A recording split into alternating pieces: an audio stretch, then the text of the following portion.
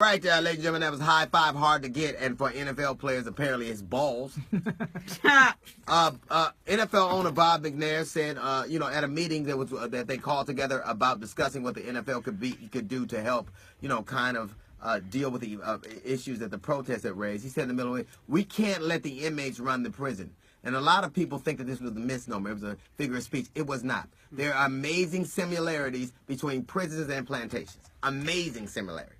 The NFL is the most lucrative pro football league pro league in the world. In the world, nobody makes more money. No other sports endeavor makes more money. But on average, NBA players make $5.15 million.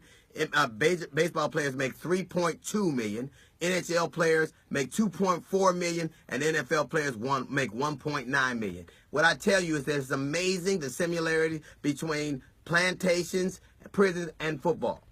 When slavery was over, they had all of these people that were free, and they needed their economic engine. They needed this free labor force they no longer had. What did they do? They sent them to prison for petty reasons. And much like prison, much like the biggest, strongest, fastest group of black people in the world that aren't playing football are probably where? In prison. In prison. Mm-hmm. What this man did by telling you that he's not going to let the inmates run the asylum, there is a reason basketball players make so much more money than you.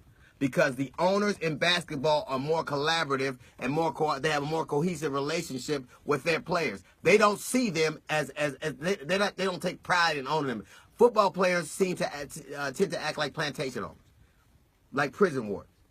In basketball, Donald Sterling said something that was out of line. They made him sell his team. They made him sell it. Danny Ferry said something out of line for the Atlanta Hawks. They made him sell it. Football will just apologize, and you darkies run the field for me. They do exactly what they want to do. It's not different than a plantation. They make you believe that this is all that you have. When we were slaves, they didn't have fences around the plantation. They didn't do that. They didn't gate them off. They ruled us with fear and intimidation. They didn't get everybody. They got one.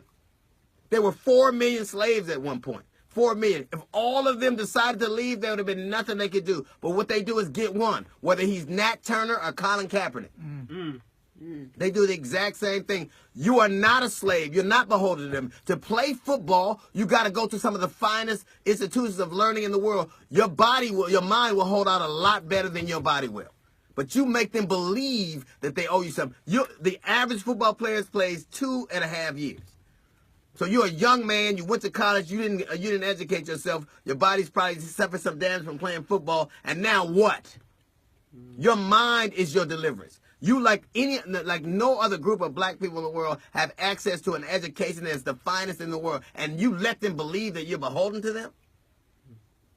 We have been slaves in our mind for so long, and that is the difference between the NFL and basketball. That's the difference. That's why basketball players are so much better paid and so much more respected. If you said something like that on a team LeBron was on or Kobe was on, what would happen? What would happen to you? You lose that damn team. But you let that man say that to you, and you did nothing. You did nothing. You let them do what they do to Colin Kaepernick, and you do nothing. You let Jones say what he says to you, and you do nothing because you believe that they own you. They do not. They buy your athletic prowess, not your silence. You are bright, strong men, the strongest on the earth, and you let that man say that to you because you believe it. The mind you have right now when you play football, just like slave owners, remember how they didn't think slaves could feel pain? Isn't that similar to NFL owners and CTE? It's true. You are not a slave. The only slave you are is the one you allow yourself to be. If you are educated and you set your own terms, you can make the world yours. You are the most educated, strongest men on the face of the earth, and you let these people disrespect you because they dangle money out in front of you. They are doing exactly what they've always done. They could not keep us all in plantations. They used fear. They didn't castrate everybody, just a few. They didn't whip everybody, just a few. And whether you're Nat Turner or whether you're Colin Kaepernick, it's the exact same thing.